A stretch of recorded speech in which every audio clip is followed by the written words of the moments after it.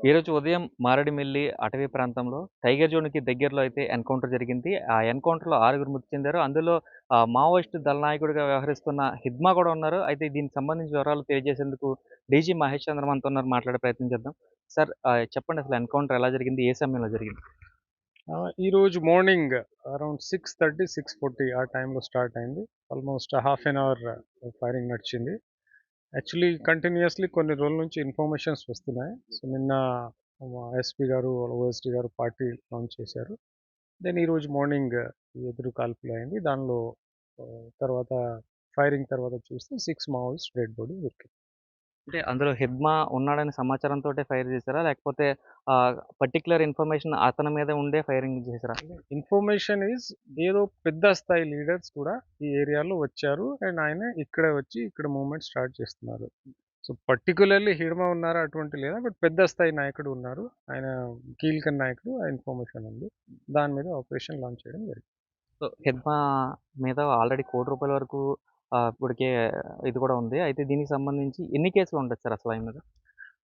Number of cases unlimited ఆయన మీద.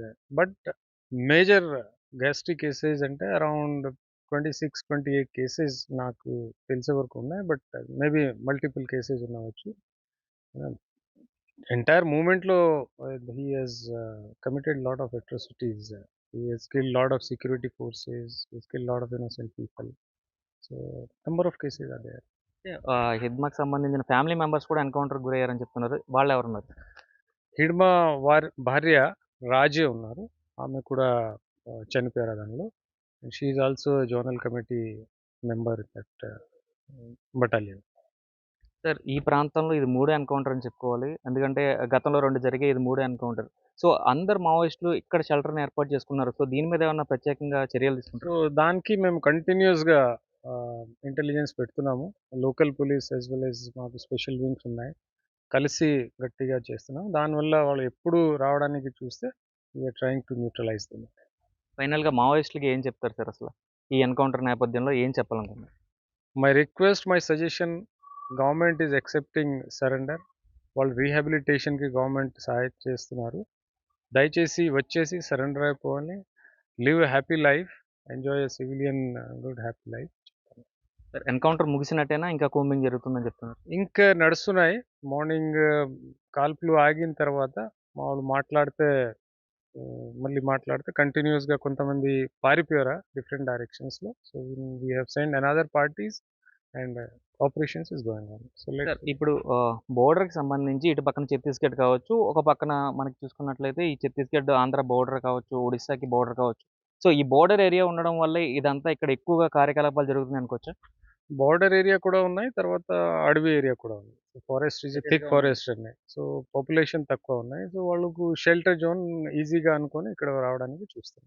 Sir అంటే మారేడుమిల్లి ఇప్పుడు ఎక్కువగా పర్యాటకులు ఎక్కువ వస్తున్నారు. సో, ఈ నేపథ్యంలో మావోయిస్టుల కలకలం అనేది, ఇలాంటి ఎన్‌కౌంటర్‌లనేది వీళ్ళకి కొంచెం భయాందోళనకు గురి చేస్తుంది కదా! వాళ్ళకేం చెప్తారు? పర్యటనకి ఆహ్, టూరిజంకి ఏమి will give full security. That is why we are continuously operating in this area. ఎప్పుడు ఈ ఏరియాలో వాళ్ళు వస్తే we are keeping a watch and we are trying our best that Maoists do not disturb this area. Thank you.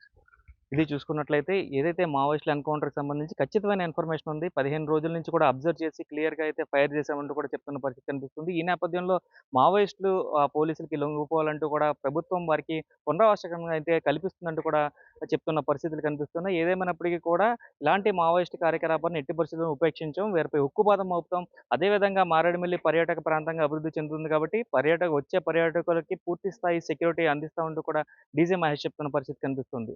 పూర్తిగా చూసుకున్నట్లయితే ఈ ప్రాంతాన్నంతటి కూడా ఇప్పటికే పోలీసులు పూర్తిగా మోహరించారు. అయితే పోస్ట్‌మార్టం మరికొద్ది సేపట్లోనే పోస్ట్‌మార్టంకి సంబంధించి రంపచోడవరం ఏరియా హాస్పిటల్‌కైతే మృతదేహాలను తీసుకురానున్నట్లుగా ఆయన వెల్లడించారు. ఇది ఇక్కడ పరిస్థితి. కెమెరామెన్ రవితో శంకర్ బిగ్ టీవీ.